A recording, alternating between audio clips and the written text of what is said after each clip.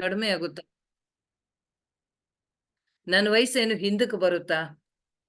ನನಗೆ 60 30ಕ್ಕೆ ಹೋಗತ್ತಾ? ಖಂಡಿತ ಇಲ್ಲ ಅಲ್ವಾ. 60 ಇನ್ನೂ ಮುಂದಕ್ಕೆ ಹೋಗ್ತಾ ಇರುತ್ತೆ ಹೊರತು ಹಿಂದಕ್ಕಂತೂ ಬರಲ್ಲ. ಸೊ ಇದು ಕಾಲನ ಮಹತ್ವ. ಅವನನ್ನ ಖಂಡಿತ ನಾವ್ ಯಾರು ನಿಯಂತ್ರಿಸಕ್ಕೆ ಆಗೋಲ್ಲ. ಹಲ್ಲು ಅಲ್ಲಾಡುತ್ತೆ, ಬಿದ್ದು ಹೋಗತ್ತೆ, ತಡಿಯಕ್ಕಾಗತ್ತಾ? ಗೊತ್ತೇ ಇಲ್ಲ ನಮ್ಗೆ. ಆಗತ್ತೆ ಯಾವಾಗ ಹಲ್ಲು ಅಲ್ಲಾಡುತ್ತೆ, ಯಾವಾಗ ಕಣ್ಣು ಕಾಣಿಸ್ದೆ ಹೋಗತ್ತೆ, ಯಾವಾಗ ಕಿವಿ ಕೇಳಿಸ್ದೆ ಹೋಗತ್ತೆ, ಇದೆಲ್ಲ ನಮಗ್ ಗೊತ್ತಿದ್ಯಾ? ಯಾವ ವಯಸ್ಸಿಗೆ ನಮ್ಗೆ ಹಿಂಗೆಲ್ಲ ಆಗುತ್ತೆ ಅಂತ? ಆಗದೇನೂ ಇರ್ಬೋದು, ಅಥವಾ ಆದ್ರೂ ಆಗ್ಬೋದು. ಇದೆಲ್ಲವೂ ಆದ್ರೆ ಪೂರ್ವ ನಿರ್ಧಾರಿತ. ಆಯ್ತಾ? ಸೊ ಇದೆಲ್ಲ ಹೆಂಗಾಗ್ತಾ ಇದೆ? ಅವನು ಸಮಯಕ್ಕೆ ಅನುಗುಣವಾಗಿ ಅವನಿಗೆ ಕೊಟ್ಟಿರೋ ಪ್ರೋಗ್ರಾಮ್ ಪ್ರಕಾರ ಅವನು ನಮ್ಮ ಮೇಲೆ ಇದನ್ನೆಲ್ಲ ಮಾಡ್ತಾ ಇರ್ತಾನೆ. ಅಂದ್ರೆ ಅದರ ಪ್ರಯೋಗ ನಡೆಸ್ತಾ ಇರ್ತಾನೆ. ಸೊ ಆ ಕಾಲನ ಪ್ರಭಾವದಿಂದ ಎಲ್ಲವೂ, ಎಲ್ಲ ರೀತಿಯ ಬದಲಾವಣೆಗಳು ನಮ್ಗೆ ಕಾಣಿಸ್ತಾ ಇರುತ್ತೆ. ಸೊ ಇಲ್ಲಿ ಅದನ್ನೇ ನಾರದರು ಹೇಳ್ತಾ ಇರೋದು. ಕಾಲನ ಪ್ರಚೋದನೆಯಿಂದ ಸರ್ಪವೊಂದು ಅವಳ ಕಾಲನ್ನು ಕಡಿಯಿತು. ಒಂದು ಹಾವು ಬಂದು ಅವಳ ಕಾಲನ್ನ ಕಚ್ಬಿಡ್ತು. ಹಾವು ಕಚ್ತು, ನಾವಾದ್ರೆ ಏನ್ ಹೇಳ್ತೀವಿ? ಹಾವು ಕಚ್ಬಿಡ್ತು ಪಾಪ ಅಲ್ವಾ, ಹಾವು ಕಚ್ಬಿಡ್ತು ಅಷ್ಟೇ ಹೇಳ್ತೀವಿ. ಆದ್ರೆ ಇಲ್ಲಿ ನಾರದರು ಏನ್ ಹೇಳ್ತಿದ್ದಾರೆ? ಸರ್ವೋನ್ನತನಾದ ಕಾಲನ ಪ್ರಚೋದನೆ. ಅಂದ್ರೆ ಇದು ಆಗ್ಬೇಕಾಗಿತ್ತು, ಸಮಯಾನುಸಾರವಾಗಿ, ಸಮಯ ಸಂದರ್ಭಕ್ಕನುಸಾರವಾಗಿ ಆಗ್ಬೇಕಾಗಿತ್ತು. ಸೊ ಆಯ್ತು. ಯಾಕೆ ಆಗ್ಬೇಕಾಗಿತ್ತು ಅದನ್ನ ಮುಂದಿನ ಶ್ಲೋಕದಲ್ಲಿ ಹೇಳ್ತಾರೆ ನಾರದರು. ಆಯ್ತಾ? ಸೊ ಈಗ ಅವನನ್ನು ಭಗವಂತನ ಪೂರ್ಣ ಕೃಪೆಗೆ ಒಳಪಡಿಸಲು, ನೋಡಿ ಇಲ್ಲಿ ಹೇಳ್ತಿದ್ದಾರೆ, ಅದು ಪ್ರಾಮಾಣಿಕ ಆತ್ಮವನ್ನು ಭಗವಂತನ ಬಳಿಗೆ ಎಳೆದೊಯ್ಯುವ ರೀತಿಯಾಗಿದೆ. ಯಾವುದು? ಇವಾಗ ಪ್ರಾಮಾಣಿಕ ಆತ್ಮವನ್ನು ಅಂತ ಹೇಳ್ತಾರಲ್ಲ, ಯಾರು ಇದ್ರಲ್ಲಿ ಪ್ರಾಮಾಣಿಕ ಆತ್ಮ? ನಾರದನ ಅಥವಾ ಅವ್ರ ಅಮ್ಮನ? ಯಾರ ಬಗ್ಗೆ ಇಲ್ಲಿ ಹೇಳ್ತಾ ಇದ್ದಾರೆ? ಯಾರು ಹೇಳ್ತೀರಿ?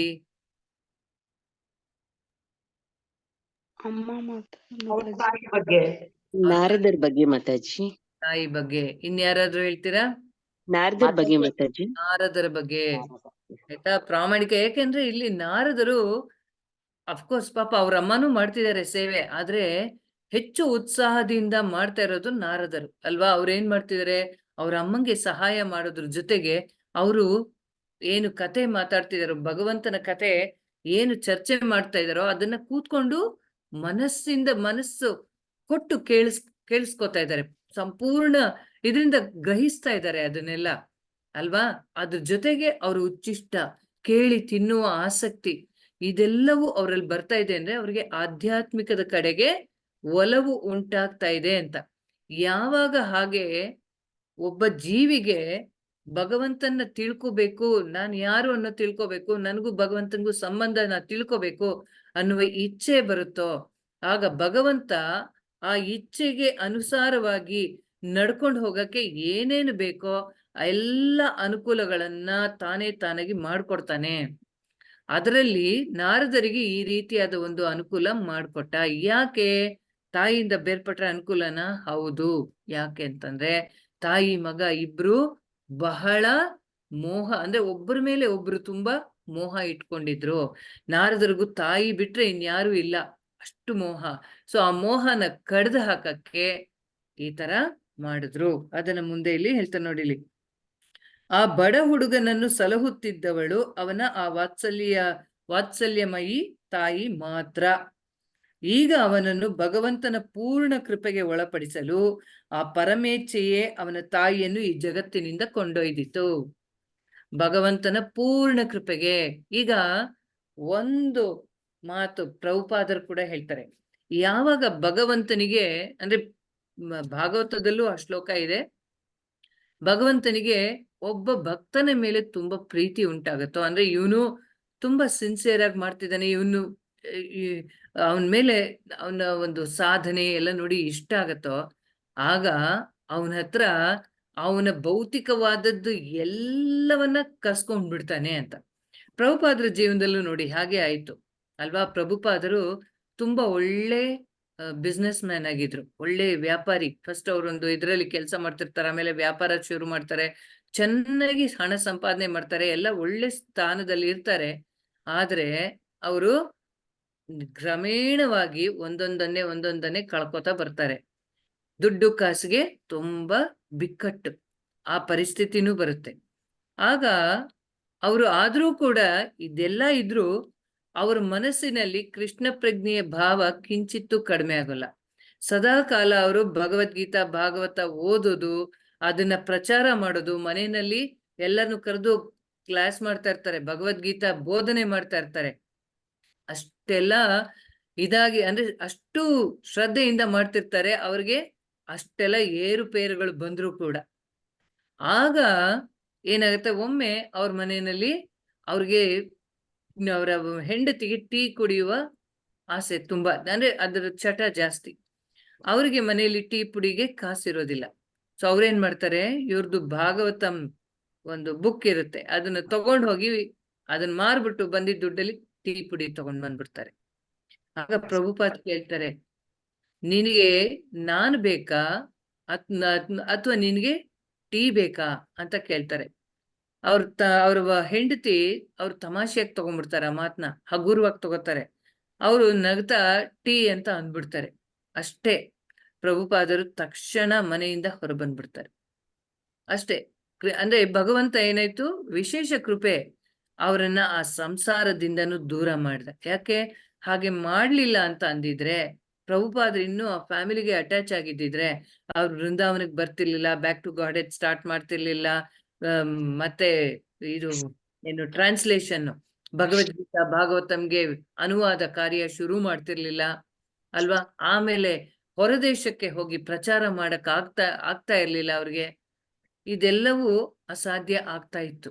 ಹಾಗಾಗಿ ಭಗವಂತ ಆ ರೀತಿ ಮಾಡಿಸ್ದ ಅಲ್ವಾ. ಸೊ ಈ ರೀತಿ ಭಗವಂತನ ಅಂದ್ರೆ ಯಾವಾಗ ನಮಗೆ ಏನ್ ಕಷ್ಟ ಬರುತ್ತೋ ತಕ್ಷಣ ನಾವ್ ಅದನ್ನ ಏನಂತ ತಗೋಬೇಕು, ಭಗವಂತನ ವಿಶೇಷ ಕೃಪೆ ಅಂತ ತಗೋಬೇಕೆ ಹೊರತು ಅದನ್ನ ನಾವು ಕಷ್ಟ ಕೊಟ್ಬಿಟ್ಟ ಭಗವಂತ ನೋಡಿದ್ಯಾ, ಅವನಿಗೆ ನನ್ ಮೇಲೆ ಕರುಣೆನೇ ಇಲ್ಲ, ನಾನು ಎಷ್ಟೆಲ್ಲ ಮಾಡ್ತೀನಿ ಅವನಿಗೆ, ನಾನು ಎಷ್ಟು ಪೂಜೆ ಪುನಸ್ಕಾರ ಮಾಡ್ತೀನಿ, ಜಪ ಒಂದು ದಿವಸ ತಪ್ಪಲ್ಲ, ನಾನು ಎಲ್ಲ ಕರೆಕ್ಟ್ ಆಗಿ ಮಾಡ್ತಾ ಇದ್ದೀನಿ, ಆದ್ರೂ ನನ್ಗೆ ಯಾಕೆ ಹಿಂಗ್ ಕಷ್ಟ ಕೊಡ್ತಾನೆ ಭಗವಂತ, ನನ್ ಪಾಲ್ಗಿಲ್ಲ ಬಿಡಿ, ಹೀಗೆಲ್ಲ ಮಾತಾಡ್ತಾರೆ. ಇದು ತಪ್ಪು. ಭಗವಂತ ಪಾಲ್ಗಿಲ್ಲ ಅಂತಲ್ಲ, ಭಗವಂತ ನಿಮ್ಮನ್ನು ತುಂಬಾ ಗಮನಿಸ್ತಾ ಇದ್ದಾನೆ ಅಂತ ತಿಳ್ಕೊಬೇಕು.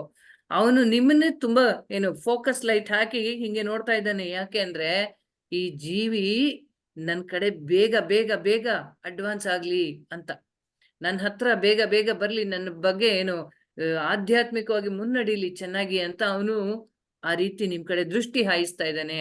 ಅದಕ್ಕೆ ಅಲ್ಲಿ ಏನೇನು ಎಡ್ರು ತೊಡ್ರು ನಮಗ್ ಗೊತ್ತಾಗ್ತಾ ಇಲ್ಲ. ನಮ್ಗೆ ಅದೆಲ್ಲವೂ ಸಹಜವಾಗೇ ಇದೆ. ಈ ಪ್ರಪಂಚದ ಮೇಲೆ ಇರುವಾಗ ಎಲ್ಲವೂ ಸಹಜ ರೀತಿಯಲ್ಲೇ ಕಾಣಿಸ್ತಾ ಇರುತ್ತೆ. ನಮ್ಗೆ ಅದು ಇದೇನೋ ಬೇರೆ ಅಂದ್ರೆ ಇದು ನನಗೆ ಆಧ್ಯಾತ್ಮಿಕವಾಗಿ ಹೋಗಕ್ ಕಷ್ಟ ಅಂತ ಅನ್ಸ್ತಾ ಇಲ್ಲ. ಅರೆ ಭಗವಂತಂಗ್ ಗೊತ್ತು ಮುಂದೆ ಇದು ಯಾವ ರೀತಿ ನಮ್ಗೆ ತೊಂದರೆ ಕೊಡುತ್ತೆ ಅಂತ. ಅದಕ್ಕೆ ಅವನು ಅದನ್ನ ನೀಟಾಗಿ ನಿವಾರಣೆ ಮಾಡ್ತಾನೆ. ಆ ನಿವಾರಣೆ ಮಾಡುವಾಗ ನಮ್ಗೆ ಅದ್ರ ಮೇಲಿರೋ ಆ ಮೋಹದಿಂದ ನೋವು ಜಾಸ್ತಿ ಆಗತ್ತೆ. ಸೊ ನಾವು ತುಂಬಾ ದುಃಖ ಪಟ್ಟು ಆ ಸಮಯದಲ್ಲಿ ಈ ತರ ಎಲ್ಲ ಮಾತಾಡ್ಬಿಡ್ತೀವಿ. ಭಗವಂತ ನೀನ್ ಕಣ್ಣೇ ಇಲ್ಲ, ನೀನ್ ನಂಗ್ ಮೋಸ ಮಾಡ್ಬಿಟ್ಟೆ, ನಾನ್ ಇಷ್ಟೆಲ್ಲ ಮಾಡಿದ್ರು ಹಿಂಗಾಯ್ತು, ಆ ತರ ಮಾತಾಡ್ಬಿಡ್ತಾರೆ ಸಾಮಾನ್ಯ ಜನರು. ಆದ್ರೆ ನಿಜವಾದ ಭಕ್ತರು ಆ ಸಮಯವನ್ನ ಭಗವಂತನ ವಿಶೇಷ ಕೃಪೆ ಅಂತ ತಗೋತಾರೆ. ಆ ವಿಶೇಷ ಕೃಪೆಯನ್ನ ಅವರು ಅರ್ಥ ಮಾಡ್ಕೊಂಡು ಇನ್ನೂ ಹೆಚ್ಚು ಹೆಚ್ಚು ಅವನ ಮೇಲೆ ಅವಲಂಬಿತರಾಗ್ತಾರೆ. ಆಗ ಭಗವಂತ ಅವರಿಗೆ ಬೇಗ ಅವರಿಗೆ ಸಾಕ್ಷಾತ್ಕಾರ ಕೊಡ್ತಾನೆ. ಸೊ ಇದು ಅವನ ವಿಶೇಷ ಕೃಪೆ ಆಯ್ತಾ. ಯಾಕೆ ಅವನು ಎಲ್ರಿಗೂ ಹಂಗೆ ಬಂದು ಚೆನ್ನಾಗಿ ಅಭ್ಯಾಸ ಮಾಡ್ತಿದ್ಯಾ ಬಾ ನಿಂಗ್ ದರ್ಶನ ಕೊಡ್ತೀನಿ ಅಂತ ಕೊಡಲ್ಲ. ಚೆನ್ನಾಗಿ ಟೆಸ್ಟ್ ಮಾಡ್ತಾನೆ. ಟೆಸ್ಟ್ ಮಾಡಿ ನಮ್ಮನ್ನ ಹೆಂಗೆ ಚಿನ್ನ ಪುಟ ಇಟ್ರೆ ಹೇಗೆ ಹೊಳೆಯತ್ತೋ, ಹೆಚ್ಚು ಹೆಚ್ಚು ಹೊಳೆಯತ್ತೋ ಆ ರೀತಿ ನಮ್ಮನ್ನ ಪುಟಕ್ಕಿರ್ತಾನೆ ಆಯ್ತಾ. ಹಂಗೆ ಮಾಡಿ ಅಂದ್ರೆ ಆ ಕಷ್ಟಗಳು ಚಿನ್ನದ ಪುಟಕ್ಕೆ ಇಟ್ರೆ ಹೇಗೋ ಹಾಗೆ ನಮ್ಗೆ ಕಷ್ಟಗಳು ಆ ರೀತಿ. ಸೊ ಅದರಿಂದ ನಾವು ನಮ್ಮಲ್ಲಿ ಪರಿವರ್ತನೆಗಳು ಹಲವಾರು ಬರಬೇಕು, ನಮ್ಮಲ್ಲಿ ಅನರ್ಥಗಳು ದೂರ ಆಗ್ಬೇಕು. ಸೊ ಇದೆಲ್ಲವನ್ನ ತೆಗೆದು ಹಾಕಕ್ಕೋಸ್ಕರ ಅವನು ಅದೆಲ್ಲ ಮಾಡ್ತಾನೆ, ಆ ರೀತಿ ಕಷ್ಟ ಕೊಡ್ತಾನೆ.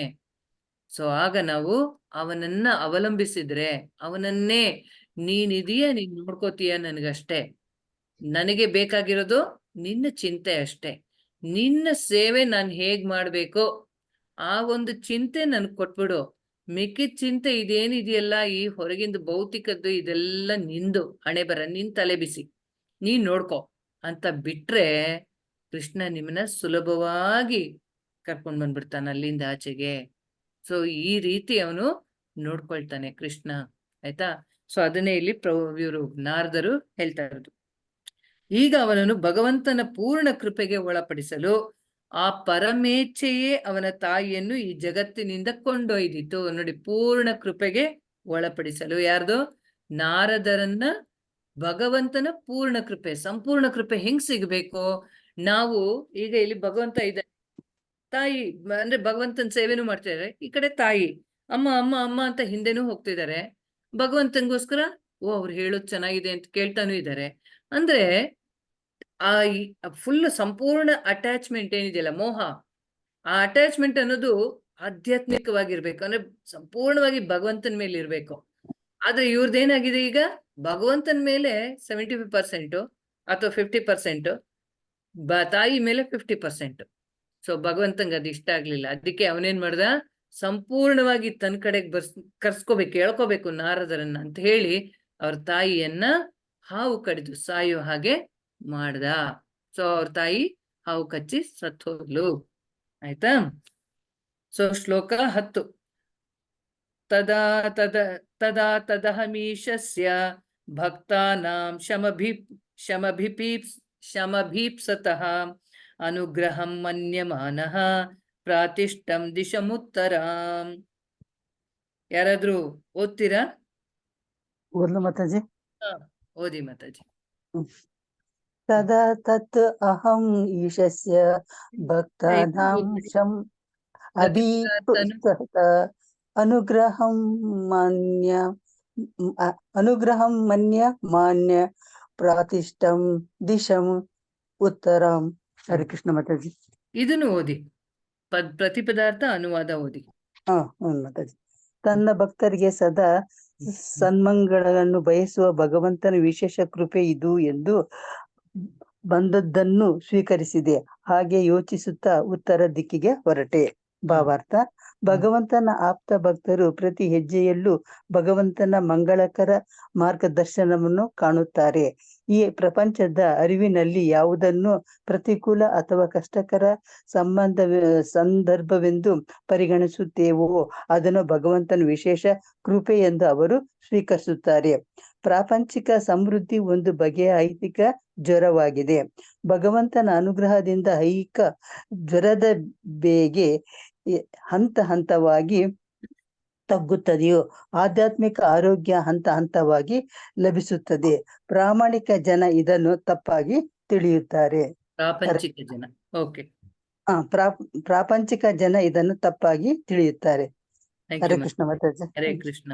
ಸೊ ಇಲ್ಲಿ ಮುಂದುವರಿಸ್ತಾ ನಾರದರು ಹೇಳ್ತಾ ಇದ್ದಾರೆ, ತನ್ನ ಭಕ್ತರಿಗೆ ಸದಾ ಸನ್ಮಂಗಳವನ್ನು ಬಯಸುವ ಭಗವಂತನ ವಿಶೇಷ ಕೃಪೆ ಇದು. ನೋಡಿ, ಭಗವಂತನ ಒಂದು ಗುಣ ಏನು? ಅವನು ತನ್ನ ಭಕ್ತರಿಗೆ ಯಾವಾಗ್ಲೂ ಸನ್ಮಂಗಳವನ್ನ ಬಯಸ್ತಾನೆ, ಒಳ್ಳೆಯ ಮಂಗಳ. ಮಂಗಳ ಅಂದ್ರೇನೆ ವಿಶೇಷ ಅಂದ್ರೆ ಏನು? ಮಂಗಳ ಅಂದ್ರೇನು? ಅದೇ ಒಳ್ಳೇದು ಅಲ್ವಾ, ಶುಭ ಅಂತ. ಸನ್ಮಂಗಳ ಅದರಲ್ಲೂ ಇನ್ನೂ ಶುಭಕರ, ಅತ್ಯಂತ ಹೆಚ್ಚಿನ ಶುಭಕರವಾದದ್ದು ಅಂತ. ಕೃಷ್ಣ ಭಗವಂತ ಪ್ರತಿಯೊಬ್ಬರಿಗೂ ಆ ಹೆಚ್ಚಿನ ಶುಭವನ್ನ ಬಯಸ್ತಾನೆ, ಆಯ್ತಾ. ಸೊ ಹಾಗಂತ ಅವನ್ ಬಯಸೋಂತ ಅವನಿಗೆ ನನಗೇನೋ ಒಂದು ಸಣ್ಣ ಕಾಯಿಲೆ ಬಂತು ಅಂದ ತಕ್ಷಣ ನಾನು, ಓ ಕೃಷ್ಣ, ನಾನು ಇಷ್ಟೆಲ್ಲ ಮಾಡಿದ್ರು ನೀನ್ ನಂಗೆ ಕಾಯಿಲೆ ಕೊಟ್ಬಿಟ್ಟೆ ಅಂತ ಬೈದ್ರೆ ಸರಿನಾ? ಅದು ಇಲ್ಲ. ಆ ಕಾಯಿಲೆ ಕೊಟ್ರೆ ಅದ್ರ ಹಿಂದೆ ಅವನು ನನಗೆ ಒಳ್ಳೇದು ಒಂದು ಇಟ್ಟಿದ್ದಾನೆ, ಇದಕ್ಕಿಂತ ಏನು ಉತ್ತಮವಾದದ್ದು ಒಂದು ಇದನ್ನ ನನಗೆ ಇಟ್ಟಿದ್ದಾನೆ, ಅದಕ್ಕೋಸ್ಕರ ನನಗೆ ಇದನ್ನ ಕೊಟ್ಟಿದ್ದಾನೆ. ಇದರ ಮೂಲಕ ನಾನು ಅದನ್ನ ಅನುಭವಿಸ್ಬೇಕು, ಆ ಸ್ವೀಟ್ನ ಅನುಭವಿಸ್ಬೇಕು, ಅಥವಾ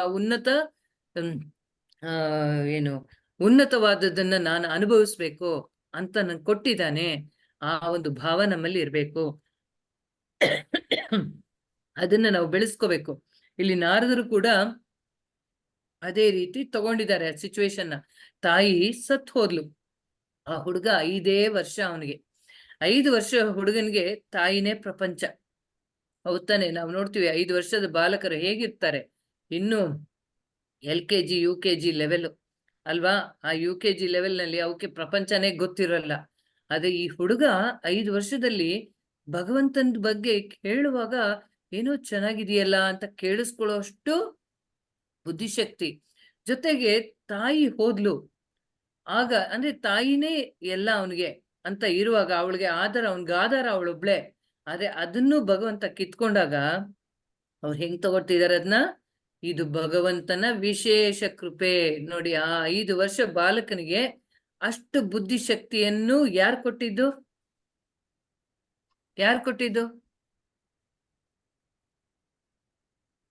ಭಗವಂತನೇ, ಕೃಷ್ಣನೇ. ಬುದ್ಧಿಮತಾಮಸ್ಮಿ ಅಂತ ಹೇಳ್ತಾರೆ ಅಂತಾನೆ ಕೃಷ್ಣ. ಅಂದ್ರೆ ಎಲ್ಲ ಬುದ್ಧಿವಂತರಲ್ಲಿ ಬುದ್ಧಿಶಕ್ತಿ ನಾನೇ ಅಂತ ಕೃಷ್ಣ ಹೇಳ್ತಾನೆ. ಸೊ ಯಾವಾಗ ಭಗವಂತನ ಸೇವೆಯಲ್ಲಿ ನಾವು ತೊಡಗ್ತೀವೋ ಆಗ ನಮ್ಮ ಬುದ್ಧಿಶಕ್ತಿಯನ್ನು ಅವನು ನಿಯಂತ್ರಿಸ್ತಾನೆ. ಸೊ ಇಲ್ಲಿ ಅವನ ಯೋಜನೆಯಂತೆ ಅವನೇ ಕೊಟ್ಟ ಬುದ್ಧಿಶಕ್ತಿಯ ಪ್ರಕಾರವಾಗಿ ನಾರದ ಏನನ್ಕೋತಿದ್ದಾನೆ? ಇದು ಭಗವಂತನ ವಿಶೇಷ ಕೃಪೆ.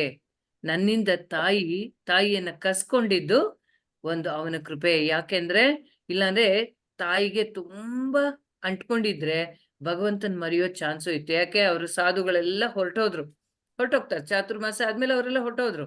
ಇನ್ನು ತಿರ್ಗಿ ಸಾಧು ಸಂಘ ಇಲ್ಲ ಅಂತಂದ್ರೆ ಅವಾಗ ಏನಾಗತ್ತೆ?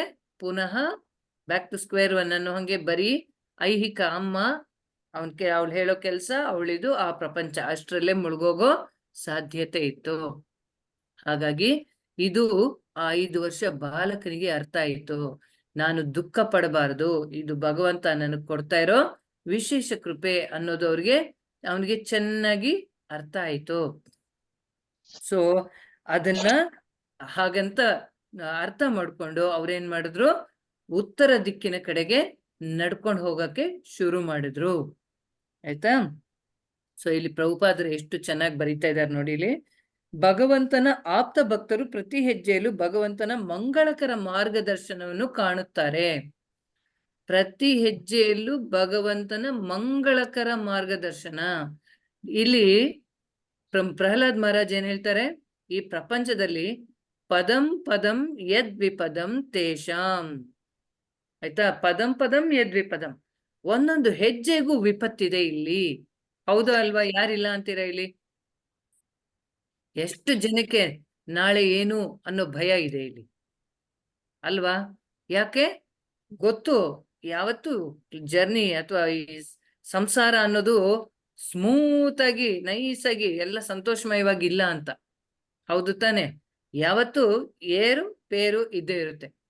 ಒಂದು ನಿಮ್ಗೆಲ್ಲ ಗೊತ್ತಿದೆಯೋ ಇಲ್ವೋ ಗೊತ್ತಿಲ್ಲ, ಸುಮಾರು 1990ರ ದಶಕದಲ್ಲಿ, 80ರ ಕೊನೆ ಅಥವಾ 90ರ ದಶಕದಲ್ಲಿ ಒಂದ್ ಸಿನಿಮಾ ಬಂತು, ಹಮ್ ಆಪ್ಕೆ ಹೇ ಕೌನ್ ಅಂತ ಒಂದು ಹಿಂದಿ. ಅದರಲ್ಲಿ ಏನ್ ಪ್ರಚಾರ ಮಾಡಿದ್ದು ಅಂದ್ರೆ ಬರೀ ಸಂತೋಷಮಯನೇ, ಇದರಲ್ಲಿ ದುಃಖ ಅನ್ನೋದೇ ಇರಬಾರ್ದು, ಸಂಪೂರ್ಣ ಸಂತೋಷವಾಗೇ ಇರ್ಬೇಕು, ಹಾಗೆ ತೆಗೆದಿದ್ದಾರೆ ಸಿನಿಮಾ ಅಂತ. ಆದ್ರೆ ಅದು ಬಿಗಿನಿಂಗ್ ಇಂದ ಸ್ವಲ್ಪ ಮಟ್ಟಿಗೆ ಎಲ್ಲ ಸಂತೋಷ ಸಂತೋಷ ಸಂತೋಷ ಏನೋ ಹಾಗೆ ಅಂತ ಅನ್ಕೊಳ್ಳಿ. ಆದ್ರೆ ಆ ಸಿನಿಮಾ ಮುಗಿಬೇಕಲ್ಲ ಅಲ್ವಾ? ಎಷ್ಟು ಹೊತ್ತು ಅದನ್ನೇ ತೋರಿಸ್ತಾ ಇರ್ತಾರೆ, ಎಲ್ರಿಗೂ ಬೋರ್ ಹೊಡೆದೋಗುತ್ತೆ. ಅರೆ ಸಿನಿಮಾ ಮುಗಿಬೇಕಲ್ವಾ? ಅದಕ್ಕೊಂದು ತಿರುಗಬೇಕು ಅಂದ್ರೆ ಸಂತೋಷದಿಂದ ಸಂತೋಷ ತಿರುವು ಕೊಡಕ್ ಆಗೋದಿಲ್ಲ. ಸೊ ಅಲ್ಲೊಂದು ದುಃಖ ಇಡ್ಲೇಬೇಕಾಗಿತ್ತು. ಸೊ ಆ ದುಃಖ ಬಂದ ಮೇಲೇನೆ ಆ ಸಿನಿಮಾ ಕೊನೆಗೊಂಡಿತ್ತು. ಅದಕ್ಕೆ ಏನೇನೋ ಮಾಡಿ ಸಿನಿಮಾ ಮುಕ್ತಾಯ. ಅಂದ್ರೆ ಜೀವನ ಅನ್ನೋದು ಹೀಗೇನೇನೆ, ಯಾವತ್ತು ಬರೀ ಸಂತೋಷ ಇರುತ್ತೆ ಅಂತ ಅನ್ಕೊಳಕ್ ಸಾಧ್ಯನೇ ಇಲ್ಲ. ಅದು ಈ ಪ್ರಪಂಚದ ಲಕ್ಷಣನೇ ಅದು. ಸೊ ಪ್ರತಿ ಹೆಜ್ಜೆಯಲ್ಲೂ ವಿಪತ್ತಿರುವಾಗ ನಾವ್ ಹೆಂಗಿರ್ಬೇಕು? ನಾವು ಭಗವಂತನ ಮೇಲೆ ಸಂಪೂರ್ಣವಾಗಿ ಅವಲಂಬಿತರಾಗ್ಬೇಕು. ಆಗ ನಮಗೆ ಆ ವಿಪತ್ತು ಎಲ್ಲವೂ ಶುಭಮಯವಾಗಿ ಕಾಣಿಸುತ್ತೆ, ವಿಪತ್ತರ ಕಾಣಿಸೋಲ್ಲ. ಓ ಇಲ್ಲೊಂದು ಅಡಚಣೆ ಇದೆ, ಭಗವಂತ ತೆಗಿತಾನೆ ಬಿಡು ಅಂತ ಅನ್ಸುತ್ತೆ. ಹಂಗೆ ತೆಗಿತಾನೆ ಕೂಡ. ಆ ಮೊಮೆಂಟ್ ಅಲ್ಲಿ ಏನಂತಾರೆ, ಒಂದು ಕತೆ ಇದೆ, ಒಂದು ಇದ್ರದ್ದು ಕೇಳಿರ್ಬೇಕು ನೀವೆಲ್ಲರೂನು. ಒಬ್ಬ ವ್ಯಕ್ತಿ ಭಗವಂತನ ಭಕ್ತ, ಅವನು ಭಗವಂತನ ಮೇಲೆ ಅಂದ್ರೆ ಅವನ ಹತ್ರ ಪ್ರಾರ್ಥನೆ ಮಾಡ್ಕೊತಾನೆ, ಓ ನೀನ್ ಸದಾ ನನ್ ಜೊತೆ ಇರ್ಬೇಕು ಅಂತ. ಅವಾಗ ಕೃಷ್ಣ ಹೇಳ್ತಾನೆ, ಹೌದು ಇರ್ತೀನಿ, ನಿನ್ ಜೊತೆ ಸದಾ ಇರ್ತೀನಿ. ಹೆಂಗೆ ತಿಳ್ಕೊಳ್ಳೋದು ನೀನ್ ನನ್ ಜೊತೆ ಇದೀಯಾ ಅಂತ ಅಂದಾಗ ಕೃಷ್ಣ ಹೇಳ್ತಾನಂತೆ, ನೀನ್ ನಡೆಯುವಾಗ ಗಮನಿಸು, ನಿನ್ 2 ಹೆಜ್ಜೆ ಜೊತೆ ನನ್ನ ಎರಡು ಹೆಜ್ಜೆ ಇದ್ದೇ ಇರುತ್ತೆ ಅಂತ. ಸೊ ಕೃಷ್ಣ ಅವನ್ ಹಾಗೆ ಪ್ರತಿ ಸರ್ತಿ ಎಲ್ಲಿ ಹೋದ್ರು ಯಾವಾಗ್ಲೂ ನೋಡ್ತಾ ಇರ್ತಾನೆ ಕೃಷ್ಣ ಅವನ ಜೊತೆ ಇರೋದು. ಒಮ್ಮೆ ಅವನಿಗೆ ತುಂಬಾ ಕಷ್ಟ ಬರುತ್ತೆ, ಹೇಳ್ಕೊಳ್ಳಲಾರ್ದಷ್ಟು ಕಷ್ಟ. ಆ ಕಷ್ಟದಲ್ಲಿ ಅವನು ನೋಡ್ತಾನೆ, ಅವನ್ ಎರಡು ಹೆಜ್ಜೆ ಮಾತ್ರ ಕಾಣಿಸ್ತಿದೆ, 2 ಹೆಜ್ಜೆ ಇಲ್ಲ. ಅವಾಗ ಅನ್ಕೋತಾನೆ, ನೋಡ್ದಿಯಾ ಕೃಷ್ಣ ನನ್ಗೆ ಕೈ ಕೊಟ್ಬಿಟ್ಟ, ನನಗ್ ಬಿಟ್ಬಿಟ್ಟ ಅವನು ಅಂತ ಅನ್ಕೊಳ್ತಾನೆ. ಆದ್ರೆ ಹಾಗನ್ಕೊಳ್ತಾನೆ, ಆಮೇಲೆ ಕಷ್ಟ ಒಂಚೂರು ಪರಿಹಾರ ಆಗತ್ತೆ, ತಿರುಗಿ 4 ಹೆಜ್ಜೆ ಕಾಣಕ್ಕೆ, ಅಂದ್ರೆ 2 ಜೊತೆ ಹೆಜ್ಜೆ ಕಾಣಕ್ ಶುರು ಆಗತ್ತೆ ಇವನ್ ಹೆಜ್ಜೆ. ಅವಾಗ ಕೃಷ್ಣ, ತಿರುಗಿ ಬಂದ್ಯಾ ನೀನು, ಇಷ್ಟ ದಿವಸ ಎಲ್ಲಿ ಹೋಗಿದ್ದೆ ಅಂತಾನೆ. ಯಾಕೆ ಅಂತ ಕೃಷ್ಣ ಯಾಕೆ ಅಂದಾಗ ಇವನ್ ಹೇಳ್ತಾನೆ, ಬರೀ 2 ಹೆಜ್ಜೆನೆ ಕಾಣಿಸ್ತಾ ಇತ್ತು, ನಂದು ಮಾತ್ರ ನೀನ್ ಇರ್ಲೇ ಇಲ್ಲ ನನ್ ಜೊತೆ ಅಂದಾಗ ಭಗವಂತ ಏನ್ ಹೇಳ್ತಾನೆ, ಅಲ್ಲಿಂದ ಅಲ್ದ ಹತ್ರ ಸ್ವಲ್ಪ ಕನೆಕ್ಷನ್ ಕೊಡು, ನಾನು ನೋಡ್ಕೊಂತೀನಿ. ಹರೇ ಕೃಷ್ಣ. ಅವರೆಲ್ಲ ನೀರು ಟ್ಯಾಂಕರ್ ಬಿಡ್ಸ್ಕೊಂತ ಇದಾರೆ, ಒಂದೊಂದ್ಸಲ ನಿಂತೋಗುತ್ತಂತೆ. ಸೊ ಭಗವಂತ ಏನ್ ಮಾಡ್ತಾನೆ, ಅವಾಗ ಭಗವಂತ ಹೇಳ್ತಾನೆ, ನೀನ್ ಅನ್ಕೊಂಡಿದ್ದೆ ನಾನ್ ನಿನ್ ಜೊತೆ ಇರ್ಲಿಲ್ಲ ಅಂತ, ಆ 2 ಹೆಜ್ಜೆ ನೀನ್ ಏನ್ ನೋಡಿದ್ಯಲ್ಲ ಅದು ನಂದು, ನಿಂದಲ್ಲ. ಯಾಕೆಂದ್ರೆ ನಿನ್ಗೆ ತೊಂದ್ರೆ ಆಗ್ಬಾರ್ದು, ಆ ಕಷ್ಟದಲ್ಲಿ ಸುಲಭವಾಗಿ ನಿನ್ನನ್ ಪಾರ್ ಮಾಡ್ಬೇಕು ಅಂತ ನಾನ್ ನಿನ್ನನ್ನ ನನ್ ಹೆಗಲ್ ಮೇಲೆ ಕೂಡಿಸ್ಕೊಂಡಿದ್ದೆ ಅಂತ. ಅದಕ್ಕೆ ಆ 2 ಹೆಜ್ಜೆ ನಂದು, ನಿಂದಲ್ಲ ಅಂತ ಭಗವಂತ ಹೇಳ್ತಾನೆ. ಹಾಗೆ ಅವ್ನ್ ಮಾಡೋದು ನಮಗ್ ಗೊತ್ತಾಗಲ್ಲ, ಆದ್ರೆ ಅವ್ನ್ ಖಂಡಿತ ನಮ್ ಜೊತೆ ಇರ್ತಾನೆ. ಅಂದ್ರೆ ಗುರ್ತಿಸ್ಬೇಕು, ನಾವು ಗುರ್ತಿಸೋ ಶಕ್ತಿ ನಾವು ಪಡ್ಕೋಬೇಕು, ಆಯ್ತಾ? ಅದನ್ನ ತಿಳ್ಕೊಳ್ಳೋ ಪ್ರಯತ್ನ ಮಾಡ್ಬೇಕು. ಆವಾಗ್ಲೇ ನಾವು ಬೇಗ ಭಗವಂತನನ್ನ, ಅಂದ್ರೆ ಭಗವಂತನ ಹತ್ರ ಹೋಗಕ್ಕೆ ಸಾಧ್ಯ.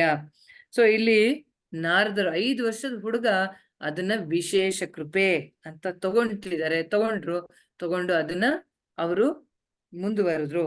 ಮತ್ತೆ ಇಲ್ಲಿ ಪ್ರಭುಪಾದ ಇನ್ನೊಂದು ಕೊಡ್ತಾ ಇದ್ದಾರೆ ಇಲ್ಲಿ ಅಂದ್ರೆ ಈ ಪ್ರಪಂಚದ ದೃಷ್ಟಿಯಲ್ಲಿ ಕಷ್ಟ ನಮ್ಗೆ ಅದು ಕಷ್ಟಕರವಾಗಿ ಕಾಣುತ್ತೆ, ಯಾಕೆ ಅದು ಭೌತಿಕವಾಗಿ ಕಷ್ಟ. ಆದ್ರೆ ನಾವು ಆಧ್ಯಾತ್ಮಿಕವಾಗಿ ಅದನ್ನ ಆಲೋಚಿಸಿದ್ರೆ ಆಗ ಅದು ಕಷ್ಟ ಅಲ್ಲ, ನನಗೆ ಒಳ್ಳೇದೇ ಅಂತ ನಮ್ಗೆ ಅನ್ಸುತ್ತೆ. ಅದು ನನ್ನ ಒಳ್ಳೇದಕ್ಕೆ ಭಗವಂತ ಮಾಡಿದಾನೆ ಅಂತ ನಮ್ಗೆ ಅನ್ಸುತ್ತೆ, ಆಯ್ತಾ? ಇಲ್ಲಿ ಪ್ರಾಪಂಚಿಕ ಸಮೃದ್ಧಿ ಒಂದು ಬಗೆಯ ಐಹಿಕ ಜ್ವರವಾಗಿದೆ. ನೋಡಿ ಇಲ್ಲಿ ಪ್ರಭುಪಾದ ಕೊಡ್ತಿದ್ದಾರೆ, ಇದು ತುಂಬಾ ಮುಖ್ಯವಾದ ಒಂದು ವಾಕ್ಯ, ಆಯ್ತಾ? ಇಲ್ಲಿ ಪ್ರಾಪಂಚಿಕ ಸಮೃದ್ಧಿ ಒಂದು ಬಗೆಯ ಐಹಿಕ ಜ್ವರ. ಐಹಿಕ ಜ್ವರ ಅಂದ್ರೇನು? ಇಲ್ಲಿ ಭೌತಿಕ ಪ್ರಪಂಚದಲ್ಲಿ ಇದ್ದಾಗ ನಮ್ಗೆ ಜ್ವರ ಅಂದ್ರೆ ನಾವ್ ಅನ್ಕೊಳ್ಳೋದು ಮೈ ಬಿಸಿ ಆಗೋದು ಅಲ್ವಾ, ಸುಸ್ತಾಗೋದು, ಇದು ಐಹಿಕ ಜ್ವರ ಅಲ್ಲ, ಅದು ದೇಹಕ್ಕೆ ಬರೋ ಜ್ವರ ಅಷ್ಟೇ. ಆದ್ರೆ ನಮ್ಗೆಲ್ರಿಗೂ ಒಂದು ತರ ಜ್ವರ ಇದೆ. ಏನದು ಅಂತಂದ್ರೆ, ನಾನು, ನನ್ನದು, ಇದೆಲ್ಲವೂ ನನ್ನದು ಅನ್ನುವ ಮೋಹ, ಆಯ್ತಾ? ನಾನೇ ಒಡೆಯ ಅನ್ನುವ ವಾಂಛೆ, ಮೋಹ, ಆಯ್ತಾ? ನಾನೇ ಎಲ್ಲದರ ಒಡೆಯ ಆಗ್ಬೇಕು, ಎಲ್ಲ ನನ್ನ ಹಿಡಿತದಲ್ಲಿ ಇರಬೇಕು, ಈ ಭಾವನೆ ಎಲ್ಲ ಇದೆಯಲ್ವಾ, ಎಲ್ಲವೂ ನಂದೇ, ನಾನ್ ಮಾತ್ರ ಚೆನ್ನಾಗಿರ್ಬೇಕು ಅಲ್ವಾ, ಇದೆಲ್ಲ ಇದೆ ಅಲ್ವಾ. ಇನ್ನೊಬ್ರು ಸ್ವಲ್ಪ ಮೇಲ್ ಬರ್ತಿದ್ದಾರೆ ಅಂದ್ರೆ ತಕ್ಷಣ ಅವ್ರು ಬಂದ್ಬಿಟ್ರು ಅಂತ ಹೊಟ್ಟೆ ಕಿಚ್ಚು, ಇದೆಲ್ಲವೂ ಏನಾಗತ್ತೆ?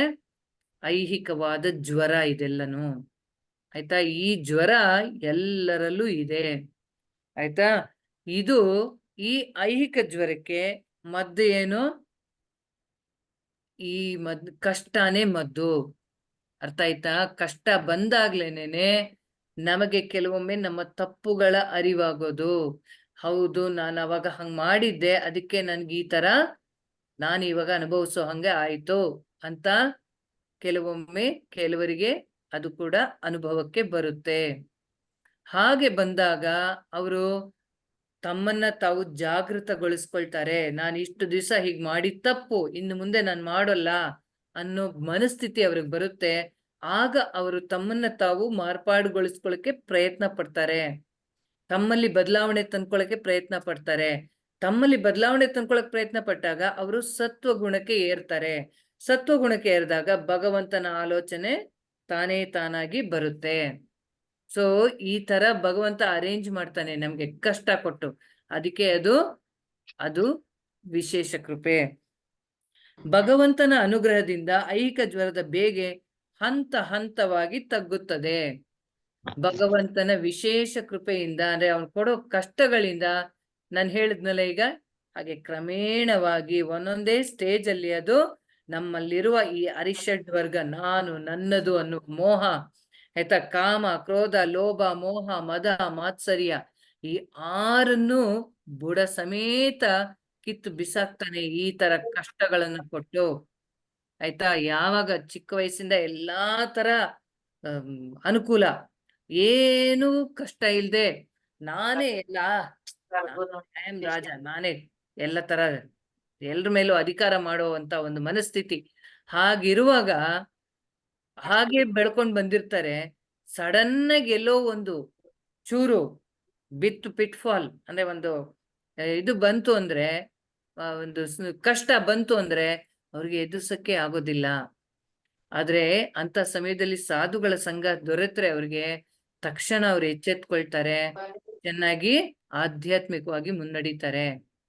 ಸೊ ಇದು ಭಗವಂತ ಮಾಡುವ ಒಂದು ಅರೇಂಜ್ಮೆಂಟ್, ವಿಶೇಷವಾದ ಅರೇಂಜ್ಮೆಂಟ್ ಅಥವಾ ಕೃಪೆ. ಆಯ್ತಾ, ಆಧ್ಯಾತ್ಮಿಕ ಆರೋಗ್ಯ ಹಂತ ಹಂತವಾಗಿ ಲಭಿಸುತ್ತದೆ. ಪ್ರಾಪಂಚಿಕ ಜನ ಇದನ್ನು ತಪ್ಪಾಗಿ ತಿಳಿಯುತ್ತಾರೆ. ಸಾಮಾನ್ಯ ಜನರಿಗೆ ಕಷ್ಟಗಳು ಬಂದಾಗ ಇದು ಭಗವಂತನ ಕೃಪೆ ಅಂತ ಅರ್ಥ ಆಗೋಲ್ಲ.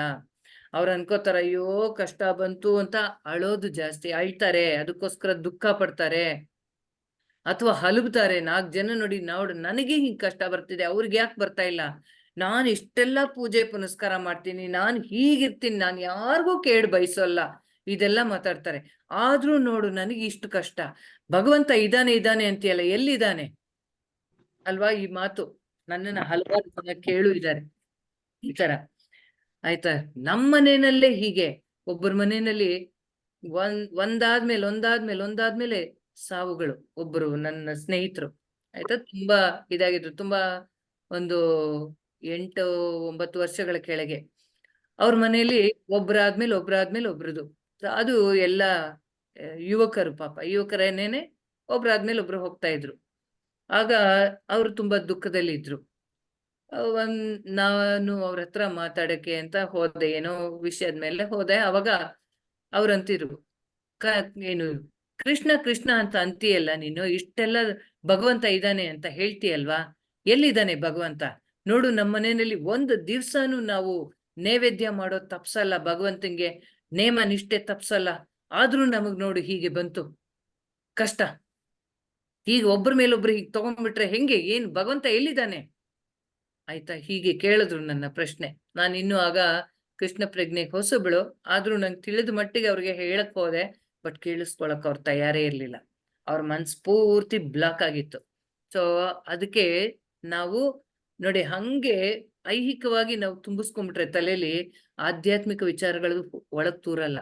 ಸೊ ನಾವು ಸ್ವಲ್ಪ ಅದನ್ನ ಕ್ಲಿಯರ್ ಮಾಡ್ಕೋಬೇಕು, ಅಂದ್ರೆ ಸ್ವಲ್ಪ ಬ್ರಾಡ್ ಆಗಿ ಥಿಂಕ್ ಮಾಡ್ಬೇಕು. ಯಾಕೆ ಹಿಂಗೆ, ಯಾಕೆ ಆಗ್ತಿದೆ ಅನ್ನೋದನ್ನ ಸ್ವಲ್ಪ ಸಾಧುಗಳ ಜೊತೆ ಚರ್ಚೆ ಮಾಡಿದ್ರೆ ಸರಿಯಾಗಿ ಅರ್ಥ ಆಗುತ್ತೆ. ಯಾಕೆ ಹಂಗಾಯ್ತು? ಅವ್ರಂದ್ರು, ನಮ್ಮ ಮನೇಲಿ ದಿನಾ ನೈವೇದ್ಯ ಮಾಡ್ತೀವಿ, ತಪ್ಸೋದೇ ಇಲ್ಲ ಅಂತ ಅಂದ್ರು.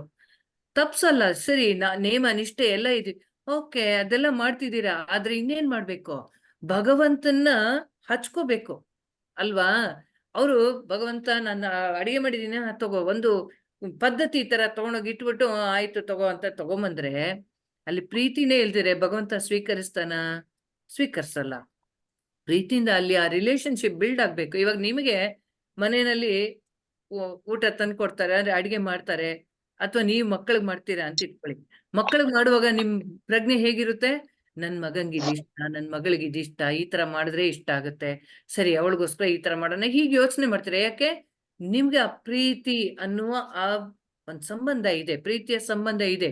ಸೊ ಆ ರೀತಿ ಪ್ರೀತಿಯ ಸಂಬಂಧ ಭಗವಂತನ ಕಡೆ ಇದ್ರೆ ನಾವು ಅದೇ ರೀತಿ ಭಗವಂತನಿಗೆ ಮಾಡಿ ಪ್ರೀತಿಯಿಂದ ಅರ್ಪಿಸ್ತೀವಿ. ಅಲ್ವಾ? ಆಗ ಭಗವಂತ ಸ್ವೀಕರಿಸ್ತಾನೆ. ಏನು ಇಲ್ಲದೆ ಸುಮ್ನೆ ಎಲ್ರು ಮಾಡ್ತಾ ಇದ್ದಾರೆ, ಹಿಂದೆಯಿಂದ ಮಾಡ್ಕೊಂಡ್ ಬಂದಿದ್ದಾರೆ, ಪದ್ಧತಿ ಮಾಡ್ಬೇಕು ಅಂತ ಹೇಳಿ ತಗೊಂಡೋಗಿ ಇಟ್ಬಿಟ್ರೆ ಭಗವಂತಂಗ್ ಸಾಲದು, ಅವನ್ಗ ಪ್ರೀತಿ ಬೇಕು.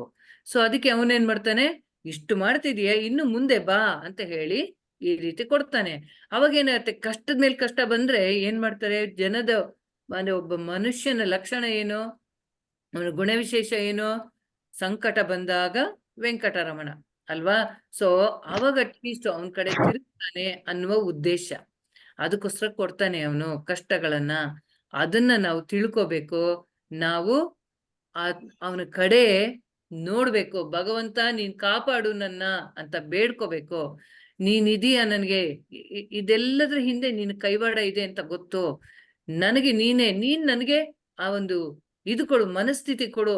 ನಿನ್ನನ್ನ ನಂಬಿ, ಅಂದ್ರೆ ನಿನ್ನನ್ನ ಆಶ್ರಯಿಸಿ ಎಲ್ಲನ ಮೀರಿ ನಿಲ್ಲೋ ಅಂತ ಮನಸ್ಥಿತಿ ನನಗ್ ಕೊಡು, ಆ ಶಕ್ತಿ ಕೊಡು ಅಂತ ಬೇಡ್ಕೋಬೇಕು ನಾವು, ಆಯ್ತಾ? ಆಗ ಭಗವಂತ ನಿಜವಾಗ್ಲೂ ನಮ್ಗೆ ಕೈ ಹಿಡಿತಾನೆ. ಸೊ ಇದು ಈ ಒಂದು ಶ್ಲೋಕದ ತಾತ್ಪರ್ಯ.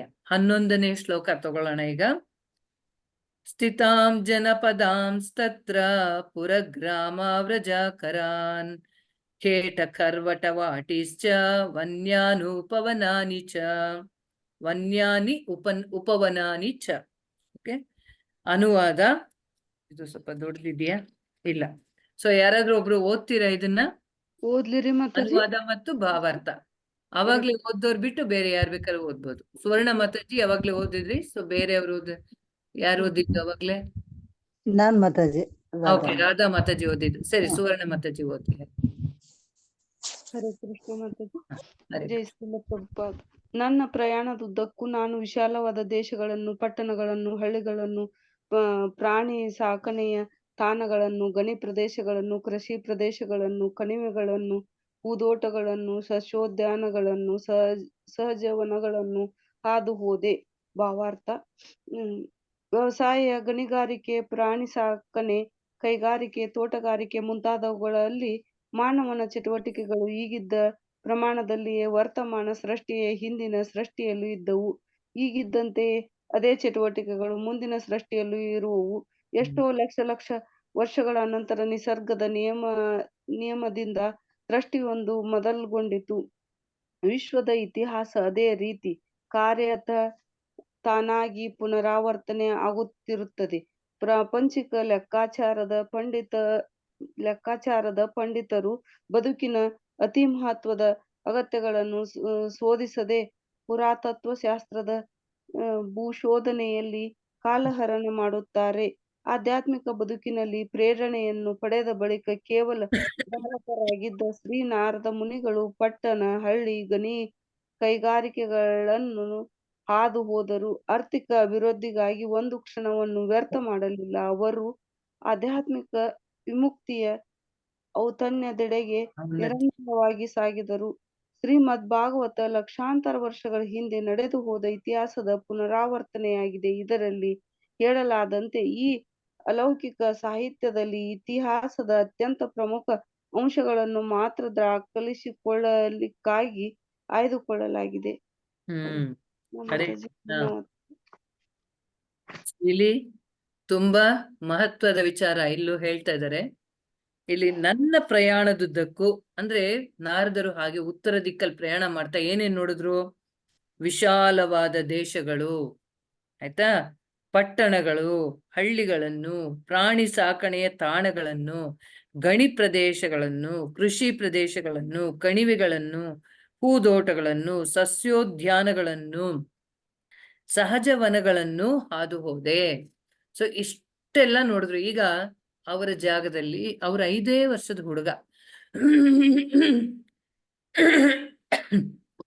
ಅವ್ರಿಗೆ ದೊಡ್ಡ ವಿಶಾಲವಾದ ದೇಶ ಅಂದ್ರೆ ಪಟ್ಟಣ, ನಗರ ಇದೆಲ್ಲವನ್ನ ಹಾದು ಹೋಗಿರ್ತಾರೆ ಅಲ್ವಾ? ಪಟ್ಟಣಗಳನ್ನು ಅಂತ, ಪಟ್ಟಣ ಹತ್ರ ಹೋಗುವಾಗ ಅಲ್ಲಿ ಜನರ ವಾಸ ಇದ್ದೇ ಇರುತ್ತೆ, ಜನರ ಸಾಂಗತ್ಯ ಸಿಕ್ಕೇ ಇರುತ್ತೆ. ಅವರ ಒಂದು ಇದರಿಂದ ಇನ್ಫ್ಲೂಯೆನ್ಸ್ ಅಥವಾ ಅವರ ಒಂದು ಇದರಿಂದ ಸಂಘದಿಂದ ಇವರಲ್ಲಿ ಯಾವ ಬದಲಾವಣೆ ಬರಲಿಲ್ಲ. ಅವ್ರನ್ನೆಲ್ಲ ನೋಡಿ, ಓ ಪಟ್ಟಣದಲ್ಲಿ ಇವರೆಲ್ಲ ಎಷ್ಟು ಚೆನ್ನಾಗಿದ್ದಾರೆ, ಆರಾಮವಾಗಿದಾರಲ್ವಾ, ನಾನು ಇಲ್ಲಿದ್ರೆ ನಾನು ಏನಾದ್ರು ಜೀವನೋಪಾಯ ಮಾಡ್ಕೋಬೋದಾ, ಆ ಚಿಂತೆ ಅವ್ರಿಗೆ ಬರ್ಲಿಲ್ಲ. ಆಯ್ತಾ? ಯಾಕೆ? ಅವ್ರ ಗುರಿ ಒಂದೇ ಇತ್ತು, ಭಗವಂತನನ್ನ ಸಾಕ್ಷಾತ್ಕಾರ ಮಾಡ್ಕೋಬೇಕು ಅಷ್ಟೇನೇನೆ. ಸೊ ಇಲ್ಲಿ ಪ್ರಭುಪಾದರು ಅದೇ ಮಾತು ಬರೀತಿದ್ದಾರೆ. ವ್ಯವಸಾಯ, ಗಣಿಗಾರಿಕೆ, ಪ್ರಾಣಿ ಸಾಕಣೆ, ಕೈಗಾರಿಕೆ, ತೋಟಗಾರಿಕೆ ಮೊದಲಾದವುಗಳಲ್ಲಿ ಮಾನವನ ಚಟುವಟಿಕೆಗಳು ಈಗಿದ್ದ ಪ್ರಮಾಣದಲ್ಲಿಯೇ ವರ್ತಮಾನ ಸೃಷ್ಟಿಯ ಹಿಂದಿನ ಸೃಷ್ಟಿಯಲ್ಲೂ ಇದ್ದವು. ನೋಡಿ, ಇದೆಲ್ಲ ಇವಾಗಿನಲ್ಲ, ಇದೆಲ್ಲ ನೋಡಿ, ಗಣಿ ಪ್ರದೇಶ, ಕೃಷಿ ಪ್ರದೇಶ, ಪಟ್ಟಣ, ಹಳ್ಳಿ, ಪ್ರಾಣಿ ಸಾಕಣೆ ತಾಣ, ಹೂದೋಟ, ಸಸ್ಯೋದ್ಯಾನ, ಇದೆಲ್ಲ ನಾವು ಇವಾಗ್ಲೂ ನೋಡ್ತೀವ ಇಲ್ವ ಅಲ್ವಾ? ಬಸ್ಸಲ್ಲಿ ಕೂತ್ಕೊಂಡು ನಾವು ಇಲ್ಲಿಂದ ಮೈಸೂರ್ಗೆ ಹೋದ್ರೆ, ಅಥವಾ ಇನ್ನೊಂದು ಬೇರೆ ಸ್ಟೇಟ್ಗೆ ಹೋದ್ರೆ, ಅಥವಾ ಟ್ರೈನಲ್ಲಿ ಕೂತ್ಕೊಂಡು ಹೋದ್ರೆ, ನಾವು ಹೋಗ್ತಾ ಹೋಗ್ತಾ ಹಲವಾರು ಪ್ರದೇಶಗಳ ಮೂಲಕ ಹೋಗ್ತಿರ್ತಾನೆ ಹಾದು ಹೋಗ್ತೀವಿ ಅಲ್ವಾ? ಅಂದ್ರೆ ಈಗ್ಲೂ ಅದೆಲ್ಲ ಇದೆ. ಭಾಗವತಂ ಈ ನಾರದರು ಇದ್ದ ಕಾಲದಲ್ಲಿ ಆಗ್ಲೂ ಇದೆಲ್ಲವೂ ಇತ್ತು.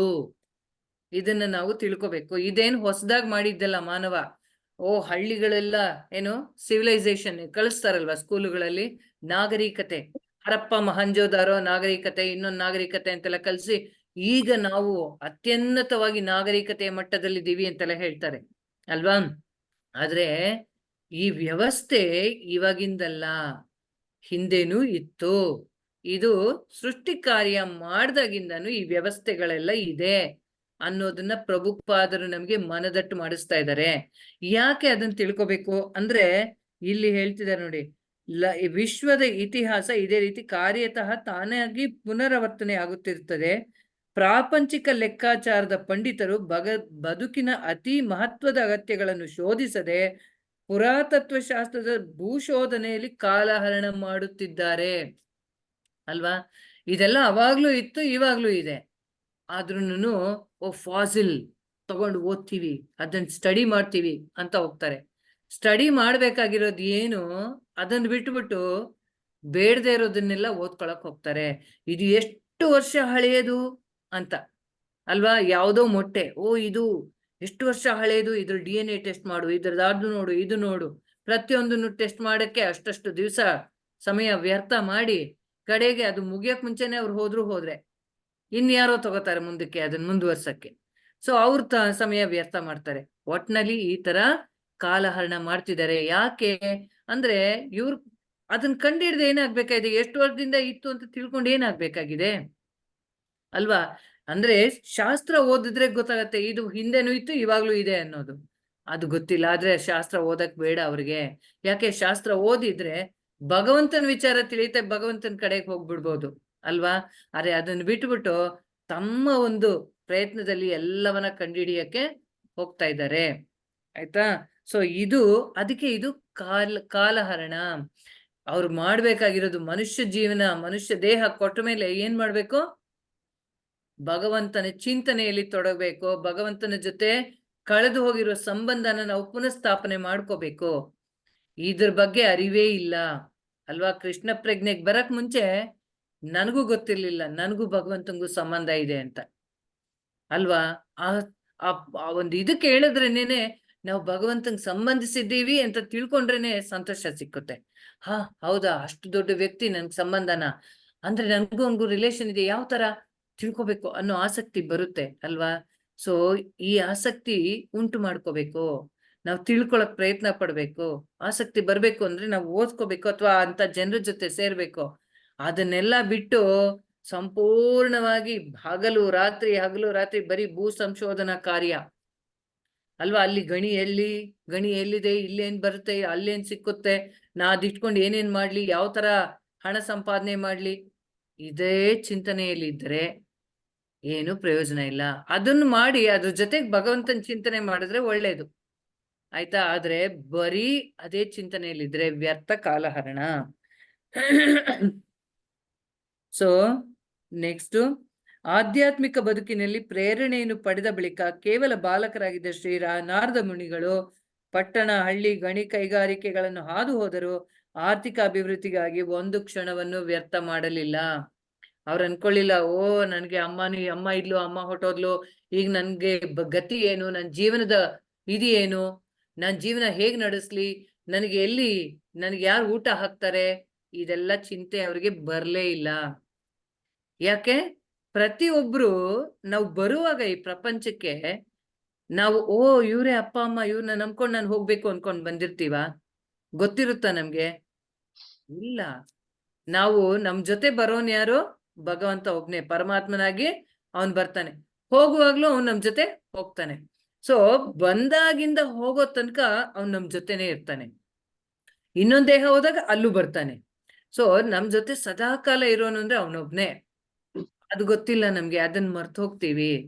ಇಲ್ಲಿರೋ ಸಂಬಂಧಗಳನ್ನ ನಾವು ಗಟ್ಟಿಯಾಗಿ ಹಿಡ್ಕೋತೀವಿ. ಇವ್ರೇ ನಮ್ಗೆಲ್ಲ. ಆಯ್ತಾ? ಇರ್ಲಿ ಅಂದ್ರೆ ಅವ್ರ ಜೊತೆ ಇರ್ಬೇಕು. ಅವ್ರ ಜೊತೆ ಯಾತಕ್ ಕೊಟ್ಟಿದ್ದಾನೆ ಸಂಬಂಧಗಳನ್ನ? ಅವ್ರನ್ನ ಉಪಯೋಗಿಸ್ಕೊಂಡು, ಅವ್ರನ್ನೂ ಸೇರಿಸ್ಕೊಂಡು, ಭಗವಂತನ ಚಿಂತನೆಯಲ್ಲಿ ಹೆಚ್ಚಾಗಿ ತೊಡಗಿ ಭಗವದ್ಧಾಮಕ್ಕೆ ಎಲ್ರು ಹೋಗಕ್ಕೆ ಪ್ರಯತ್ನ ಪಡ್ಬೇಕು. ಅದು ಮುಖ್ಯವಾದ ಗುರಿ. ಅದಕ್ಕೆ ಅವನು ಸಂಗಾತಿಗಳನ್ನೆಲ್ಲ ಕೊಡ್ತಾನೆ, ಸ್ನೇಹಿತರನ್ನ ಕೊಡ್ತಾನೆ, ಬಂಧುಗಳನ್ನ ಕೊಡ್ತಾನೆ, ಬಾಂಧವ್ರನ್ನ ಕೊಡ್ತಾನೆ, ಎಲ್ಲರನ್ನ ಯಾಕೆ ಕೊಡ್ತಾನೆ ಅಂದ್ರೆ ಇದೇ ಕಾರಣ. ಯಾವುದೋ ಒಂದು ಮೂಲದಿಂದ ನಮಗೆ ಭಗವಂತನ ಬಗ್ಗೆ ಚಿಂತನೆ ಬರಕ್ಕೆ ಸಾಧ್ಯ ಆಗತ್ತೆ, ಆಧ್ಯಾತ್ಮಿಕವಾಗಿ ಮುಂದುವರಿಯಕ್ಕೆ ಸಾಧ್ಯ ಆಗತ್ತೆ. ಆಗ ಮಿಕ್ಕ ಎಲ್ರನ್ನೂ ಸೇರಿಸ್ಕೊಂಡು ನಾವು ಬೇಗ ಅವನ ಕಡೆ ಹೋಗ್ಬೇಕು. ಇದಕ್ಕೆ ಅವನು ನಮ್ಗೆ ಎಲ್ಲರನ್ನ ಕೊಡ್ತಾನೆ. ಆದ್ರೆ ನಾವೇನ್ ಅನ್ಕೋತೀವಿ, ಇವ್ರೇ ಎಲ್ಲ ನನಗೆ, ಇವ್ರಿಲ್ಲ ಅಂದ್ರೆ ನನ್ಗೇನು ಇಲ್ಲ ಅಲ್ವಾ? ಅವ್ರು ಹೋದ ತಕ್ಷಣ ಅಯ್ಯೋ ಆಯ್ತಲ್ಲಪ್ಪ, ನನ್ ಜೀವನ ಅಷ್ಟೇ, ಇನ್ನೇನು ಇಲ್ಲ, ಹಾಗ ಅನ್ಕೊಂಡ್ಬಿಟ್ರೆ ತಪ್ಪು. ಆಯ್ತಾ? ಎಷ್ಟೋ ಜನ ನೋಡ್ತೀವಿ, ಒಬ್ರು ಹೋದ್ರೆ ಮನೇಲಿ ಮುಖ್ಯಸ್ಥರು, ಗಂಡನೋ ಯಾರಾದ್ರೂ ಹೋದ್ರೆ, ಪಾಪ ಇನ್ನ ಹೆಂಡತಿ ಗತಿ ಏನು ಅಂತ ಮಾತಾಡ್ಕೋತಾರೆ.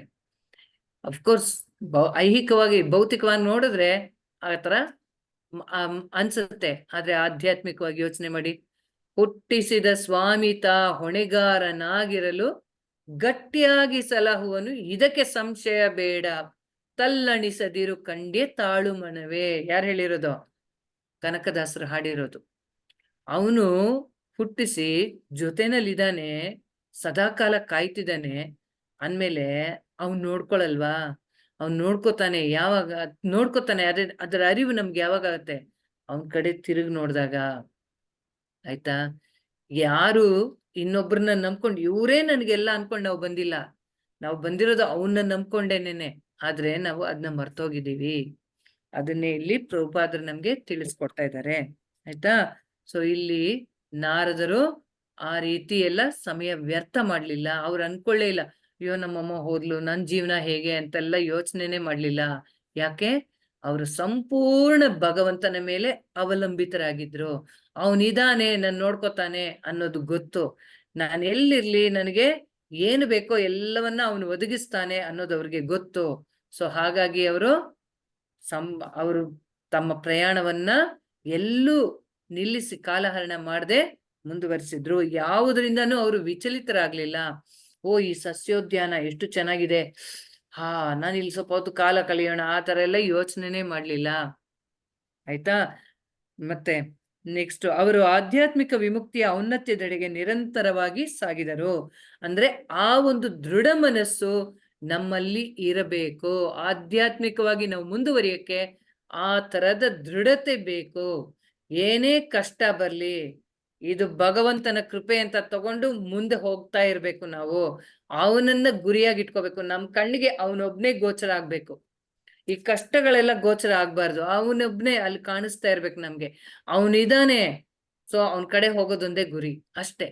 ಬೇರೆ ಏನು ನಮ್ಗೆ ಬರಬಾರ್ದು. ಇವಾಗ ಕುದುರೆಗೆ ಎರಡೂ ಕಡೆ ಕಟ್ಬಿಟ್ರೆ ಅದಕ್ಕೆ ಮುಂದೆ ದಾರಿ ಮಾತ್ರ ಕಾಣಿಸ್ತಾ ಇರುತ್ತೆ. ಆ ತರ ನಮ್ಗೆ ಆ ಕಡೆ ಈ ಕಡೆ ಬರ್ತಾ ಇರೋ ಆ ಕಷ್ಟಗಳು ನಮ್ಗೆ ಕಾಲಕ್ಕೆ ತಾಗ್ತಾ ಇದ್ರು, ನಮ್ಗೆ ಎದುರುಗಡೆ ಗುರಿ ಮಾತ್ರ ನಮ್ಮಲ್ಲಿ ಇರ್ಬೇಕು. ಆ ದೃಢ ವಿಶ್ವಾಸ, ದೃಢತೆ ನಮ್ಮಲ್ಲಿ ಇರ್ಬೇಕು. ಅದನ್ನೇ ಇಲ್ಲಿ ತೋರಿಸ್ತಾ ಇರೋದು, ನಾರದರು ನಮ್ಗೆ ಕಲಿಸ್ತಾ ಇರೋದು. ನಾರದರು ಆ ದೃಢತೆಗೆ ಒಂದು ಉದಾಹರಣೆ. ಅದೇ ರೀತಿ ಧ್ರುವ ಮಹಾರಾಜ ಕೂಡ ಇನ್ನೊಂದು ಉದಾಹರಣೆ. ಅವನು ಕೂಡ ದೃಢವಾಗಿ ಭಗವಂತನೇನೇ ಆಗ್ಲಿ ಸಾಕ್ಷಾತ್ಕಾರ ಮಾಡ್ಕೋಬೇಕು. ಆದ್ರೆ ಅವನ ಇಚ್ಛೆ ಏನಿತ್ತು? ಐಹಿಕವಾದದ್ದು. ಆದ್ರೆ ಭಗವಂತ ನೋಡಿದ್ಮೇಲೆ ಬದಲಾಗೋಯ್ತು. ಆ ರೀತಿ ಪರಿವರ್ತನೆ ಭಗವಂತ ಒಬ್ನೇ ಮಾಡಬಲ್ಲ. ಆಯ್ತಾ? ಸೊ ಹೀಗೆ ಶ್ರೀಮದ್ ಭಾಗವತ ಲಕ್ಷಾಂತರ ವರ್ಷಗಳ ಹಿಂದೆ ನಡೆದು ಹೋದ ಇತಿಹಾಸದ ಪುನರಾವರ್ತನೆ ಆಗಿದೆ. ಆಯ್ತಾ? ಇಲ್ಲಿ ಬರ್ತಾ ಇರೋದೆಲ್ಲ ಹೊಸದಾಗಿದ್ದಲ್ಲ, ಇದೆಲ್ಲವೂ ಪುನರಾವರ್ತನೆ. ಈಗಾಯ್ತು, ಈ ಕಲ್ಪದಲ್ಲಿ ಆಯ್ತು, ಮುಗೀತು. ತಿರುಗಿ ಇನ್ನೊಂದು ಕಲ್ಪದಲ್ಲಿ ಇದೆಲ್ಲವೂ ಪುನರಾವರ್ತನೆ ಆಗ್ತಾ ಇರುತ್ತೆ.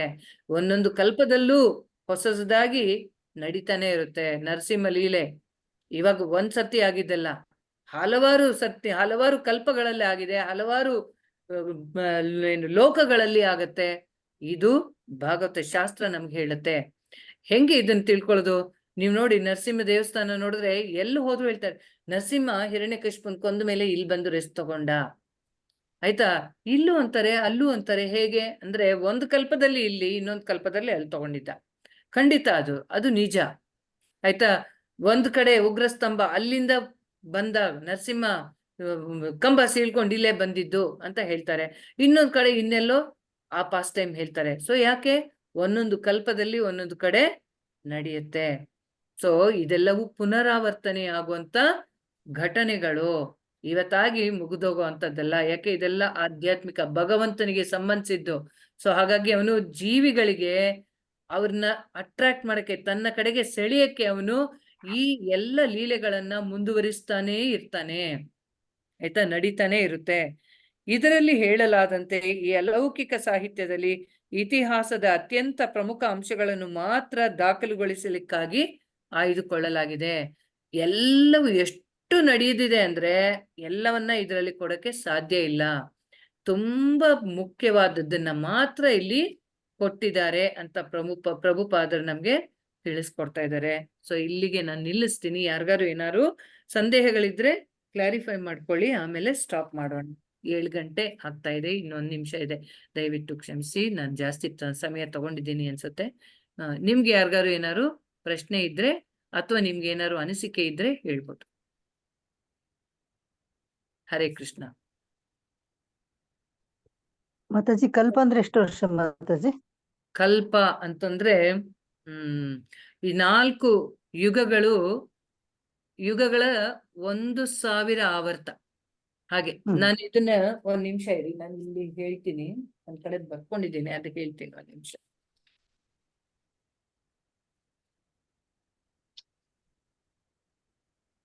ಒಂದು ಕಲ್ಪ ಅಂದ್ರೆ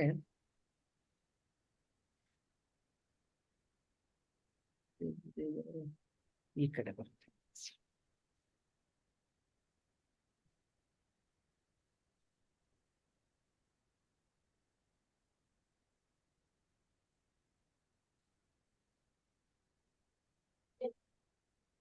ಒಂದು ಕಲ್ಪ ಅಂತಂದ್ರೆ ಬ್ರಹ್ಮನ ಒಂದು ಬ್ರಹ್ಮನ ಒಂದು ದಿನ ಒಂದು ಕಲ್ಪ. ಅಂದ್ರೆ ಬ್ರಹ್ಮನ ಒಂದು ದಿನ ಬಂದು 4 ಯುಗಗಳಿದೆಯಲ್ಲ, ಸತ್ಯ, ತ್ರೇತ, ದ್ವಾಪರ, ಕಲಿ. ಈ 4 ಯುಗಗಳ 1000 ಆವರ್ತ, 1000 ಆವರ್ತ, ಸಹಸ್ರ ಯುಗಗಳು ಸೇರಿ ಒಂದು ದಿನ. ಅದೇ ರೀತಿ ಇನ್ನೊಂದು ಸಹಸ್ರ ಯುಗ ಸೇರಿ ಒಂದು ರಾತ್ರಿ. ಆಯ್ತಾ? ಇದೆರಡೂ ಸೇರಿ ಬ್ರಹ್ಮನ ಒಂದು ದಿನ, ಅದನ್ನ ಒಂದು ಕಲ್ಪ ಅಂತ ಹೇಳ್ತಾರೆ. ಆಯ್ತಾ ಮಾತಾಜಿ? Thank you Mataji. ಪ್ರಶ್ನೆ ಇತ್ತು ಮಾತಾಜಿ. ಕೇಳಿ ಮಾತಾಜಿ. ಏನಿಲ್ಲ, ಮೋಕ್ಷ, ಮುಕ್ತಿ ಮತ್ತು ಆತ್ಮ ಸಾಕ್ಷಾತ್ಕಾರಕ್ಕೆ ಇರೋ ಸಂಬಂಧ ಏನು ಮಾತಾಜಿ? ಅದು 3 ಬೇರೆ ಬೇರೆನಾ? ಖಂಡಿತ, ತುಂಬಾ ಒಳ್ಳೆ ಪ್ರಶ್ನೆ ಇದು. ಮೋಕ್ಷ ಅಂತ ಅಂದ್ರೆ, ಫಸ್ಟ್ ಮುಕ್ತಿಯಿಂದ ಹೋಗೋಣ. ಮುಕ್ತಿ ಅಂತ ಅಂದ್ರೆ ಮುಕ್ತಿರ್ಹಿತ್ವ ಅನ್ಯತಾ ಸ್ವರೂಪೇಣ ವ್ಯವಸ್ಥಿತಿ ಅಂತ ಭಾಗವತ ಹೇಳುತ್ತೆ. ಅಂದ್ರೆ ನಮ್ಮ ಸ್ವರೂಪದಲ್ಲಿ ನಾವು ನೆಲೆಸಿದ್ರೆ ಅದು ಮುಕ್ತಿ. ನಮ್ಮ ಸ್ವರೂಪ ಏನು? ಜೀವಿಗಳಾಗಿ ನಮ್ಮ ಸ್ವರೂಪ ಜೀವೇರ ಸ್ವರೂಪ ಹೊಯ್ ಕೃಷ್ಣೇರ ನಿತ್ಯದಾಸ್. ಅಂದ್ರೆ ಕೃಷ್ಣನ ನಿತ್ಯ ಸೇವಕರು ನಾವು. ಅದು ನಾವು ತಿಳ್ಕೊಂಡು ನಾವು ಆ ರೀತಿ ನಾವು ಭಗವಂತನ ಸೇವೆಯಲ್ಲಿ ತೊಡಗಿದಾಗ, ಆಯ್ತಾ, ನಮ್ಮ ಸಂಬಂಧ ನಮ್ಮಲ್ಲಿ ಸೇವಾ ಭಾವ ಉಂಟಾಗುತ್ತೆ. ನಾವು ಅವನನ್ನ ಒಂದು ಭಾವದಲ್ಲಿ ಸೇವೆ ಮಾಡಕ್ಕೆ ಶುರು ಮಾಡ್ತೀವಿ. ಅದು ಆ ಹಂತವನ್ನ ಮುಕ್ತಿ ಅಂತ ಕರೀತಾರೆ. ಈಗ ನಾನು ಈ ದೇಹದಲ್ಲಿದ್ದು ಕೂಡ ನನಗೆ ಭಗವಂತನ ಜೊತೆ ಆ ಸಂಬಂಧ ನಾನು ಬೆಳೆಸ್ಕೊಂಡು ನಾನು ಅವನ ಸೇವೆ ಮಾಡ್ತಿದ್ದೀನಿ ಅಂದ್ರೆ ಮುಕ್ತಾತ್ಮಳು ಅಂತ ಅನ್ಬೋದು. ಆಕ್ಚುಲಿ ನಾನು ಇನ್ನೂ ಇಲ್ಲ, ನಾನು ಸುಮ್ನೆ ಉದಾಹರಣೆಗೆ ಹೇಳ್ತಾ ಇದ್ದೀನಿ. ಅಂದ್ರೆ ಜೀವನ್ ಮುಕ್ತ ಹಂತ ಅಂತ ಹೇಳ್ತಾರೆ ಅದನ್ನ. ಒಬ್ಬ ವ್ಯಕ್ತಿ ಆ ರೀತಿ ಜೀವನ್ ಮುಕ್ತನಾಗ್ಬೋದು, ಅದು ಮುಕ್ತಿ. ಅರ್ಥ ಆಯ್ತಾ? ಮೋಕ್ಷ ಅಂತ ಅಂದ್ರೆ ಇದರಲ್ಲಿ 5 ತರಹದ ಮುಕ್ತಿ ಅಥವಾ ಮೋಕ್ಷ ಅಂತಂದ್ರೆ ಈ ಸಾಯುಜ್ಯ ಅಂದ್ರೆ ಈ ಭವಸಾಗರದಿಂದ ಆಚೆ ಬರೋದು, ಅಂದ್ರೆ ಜನ್ಮ ಮೃತ್ಯು ಜರ ವ್ಯಾಧಿ ಈ ಚಕ್ರದಿಂದ ಹೊರಗೆ ಬರೋದು. ಇದಕ್ಕೆ 5 ತರ ಇದೆ. ಒಂದು ಸಾಯುಜ್ಯ, ಸಾರೂಪ್ಯ, ಸಾಲೋಕ್ಯ, ಸಾಮೀಪ್ಯ, ಸಾಷ್ಟಿ ಅಂತ ಹೇಳಿ. ಸಾಯುಜ್ಯ ಅಂದ್ರೆ ಭಗವಂತನ ಆ ಪ್ರಭೆನಲ್ಲಿ ಒಂದಾಗೋದು, ಅವನು ಬ್ರಹ್ಮಜ್ಯೋತಿನಲ್ಲಿ ಹೋಗಿ ಲೀನ ಆಗೋದು, ಅದು ಸಾಯುಜ್ಯ ಮುಕ್ತಿ. ಅದನ್ನು ಮುಕ್ತಿ ಅಂತ ಕರೀತಾರೆ, ಮೋಕ್ಷ ಅಂತಲೂ ಅಂತಾರೆ ಅದಕ್ಕೆ. ಆಯ್ತಾ? ಆಮೇಲೆ ಸಾರೂಪ್ಯ ಅಂತ ಅಂದ್ರೆ ಭಗವಂತನದ್ದೇ ರೂಪ, 4 ಕೈಗಳು, ಆಯ್ತಾ, 4-handed ಫಾರ್ಮ್, ಅದು ಸಿಕ್ಕತ್ತೆ. ಆತರ ಒಮ್ಮೆ ರಾಮಾನುಜಾಚಾರ್ಯರು ಅವರು ಪ್ರಸಾದ ತಗೊಂಡು ಕೈ ತೊಳೆಯಕ್ಕೆ ಅಂತ ಬಂದ್ರಂತೆ. ನದಿ ಹತ್ರ ಬಂದು ಕಾವೇರಿ ನದಿಲಿ ಕೈ ತೊಳೆದಾಗ ಅವ್ರ ಕೈನಲ್ಲಿದ್ದ ಅಗಳನ್ನ ಒಂದು ಮೀನ್ ತಿಂತಂತೆ. ತಿಂದಿದ ತಕ್ಷಣ ಅದಕ್ಕೆ ಚತುರ್ಭುಜ ರೂಪ ಬಂದು ಹೊಟ್ಟೋಯ್ತು ವೈಕುಂಠಕ್ಕೆ. ಆ ಉಚ್ಚಿಷ್ಟ ತಿಂದ ತಕ್ಷಣ. ಅಷ್ಟು ಮಹತ್ವ, ಉಚ್ಚಿಷ್ಟಕ್ಕೆ ಅಷ್ಟು ಮಹತ್ವ ಇದೆ ನೋಡಿ, ಆಯ್ತಾ? ಸೊ ಆ ಚತುರ್ವಿಧ ರೂಪ ಅಂದ್ರೆ ಅದು ಸಾರೂಪ್ಯ, ಆಯ್ತಾ? ಆ ತರ ಕೊಡ್ತಾನೆ ಮುಕ್ತಿ ಬಯಸಿದವ್ರಿಗೆ. ನೆಕ್ಸ್ಟ್ ಸಾಲೋಕ್ಯ, ಅವನ ಲೋಕದಲ್ಲೇ ಏನಾದ್ರೂ ಒಂದು ಆಗಿ ಇರುವಂತದ್ದು. ನೆಕ್ಸ್ಟ್ ಸಾಮೀಪ್ಯ, ಭಗವಂತನ ಜೊತೆಲೆ ಅವನ ಒಂದು ಆಭರಣವಾಗಿ, ಅವನ ಒಂದು ಕೊಳಲಾಗಿ, ಆತರ ಅವನ ಇದ್ರಲ್ಲೇ ಇರೋದು, ಅದು ಸಾಮೀಪ್ಯ. ನೆಕ್ಸ್ಟ್ ಸಾಷ್ಟಿ, 5ನೇದು ಅಂದ್ರೆ ಅವನಷ್ಟೇ ವೈಭವ ಕೊಡ್ತಾನೆ ನಮ್ಗೆ, ಅವನಷ್ಟೇ ವೈಭವ ಕೊಟ್ಟು ಇದ್ ಮಾಡ್ತಾನೆ, ಉದ್ಧಾರ ಮಾಡ್ತಾನೆ, ಅದು ಕೂಡ ಮುಕ್ತಿ. ಆದ್ರೆ ಭಕ್ತರಿಗೆ ಈ 5 ತರದ ಮುಕ್ತಿ ಬೇಡ. ಭಕ್ತರಾದವ್ರು ಬಯಸೋದು ಒಂದೇ, ಏನು? ಅವ್ರು ಬಯಸೋದು ನನಗೆ ಮುಕ್ತಿನೇ ಬೇಡ, ನನಗೆ ಸದಾ ಬೇಕಾಗಿರೋದು ನಿನ್ನ ಸೇವೆ. ನೀನು ಎಲ್ಲಿ ಬೇಕಾದ್ರೂ ಕಳಿಸು, ನರಕಕ್ಕಾದ್ರೂ ಕಳಿಸು, ಅಲ್ಲಿ ಆದ್ರೆ ನಿನ್ ಸೇವೆ ಕರುಣಿಸು ಅಷ್ಟೇ. ಯಮರಾಜ ಯಾರು? ಅವನು ಒಬ್ಬ ಮಹಾಜನ ಅಲ್ವಾ? ಅವನು ನರಕದಲ್ಲಿದ್ದಾನೆ, ಅದೇ ಏನ್ ಮಾಡ್ತಿದ್ದಾನೆ? ಭಗವಂತನ ಸೇವೆ ಮಾಡ್ತಾ ಇದ್ದಾನೆ. ಆ ರೀತಿ ಎಲ್ಲಾದ್ರೂ ಕಳಿಸು, ನಿನ್ನ ಸೇವೆನಲ್ಲಿ ನನ್ನ ಸದಾಕಾಲ ತೊಡಗಿಸು, ಭಕ್ತರ ಸಂಘದಲ್ಲಿ ನನ್ನ ಸದಾಕಾಲ ಇರಿಸು, ನಿನ್ನ ಧ್ಯಾನವನ್ನ ಸದಾಕಾಲ ಕೊಡು. ಈ ತರ ಬೇಡ್ಕೊಳ್ಳೋದೆ ಭಕ್ತರು. ಅರ್ಥ ಆಯ್ತಾ? ಇದು ನಿಜವಾದ ಭಕ್ತಿ. ಆಯ್ತಾ ಮಾತಾಜಿ? ಹರೇ ಕೃಷ್ಣ. ಓಕೆನಾ? Thank you Mataji. Okay, Hare Krishna. So ಇನ್ಯಾರಿಗೂ ಸಂದೇಹಗಳಿಲ್ಲ ಅಂದ್ರೆ ಕೊನೆ ಮಾಡೋಣ ಮೀಟಿಂಗ್ ನ. ಓಕೆನಾ? ಓಕೆ ಮಾತಾಜಿ. ಹರೇ ಕೃಷ್ಣ ಮಾತಾಜಿ. ದಂಡವತ್ ಪ್ರಣಾಮ. ತುಂಬಾ ಧನ್ಯವಾದ. ದಂಡವತ್ಕಲ್ಪತರುಭ್ಯಶ್ಚ ಕೃಪಾ ಸಿಂಧುಭ್ಯ ಏವ ಚ ಪತಿತಾನಾಂ ಪಾವನೇಭ್ಯೋ ವೈಷ್ಣವೇಭ್ಯೋ ನಮೋ ನಮಃ. अनंत कोटि वैष्णव वृंद की जय। वैष्णव ठाकुर श्रील प्रभुपाद की जय। श्रील गुरुदेव की जय। ಹರೇ ಕೃಷ್ಣ ಮಾತಾಜಿ. हरे कृष्णा. ಕಣ್ಣು ತೆಗ್ಸಿದ್ರಿ ಮಾತಾಜಿ, ಸ್ವಲ್ಪ ಇತ್ರಿ ಇನ್ನು ನಮ್ಗೆ ಇವತ್ತು ತುಂಬಾ ಇದಾಯ್ತ್ರಿ ಮಾತಾಜಿ. ಎಲ್ಲ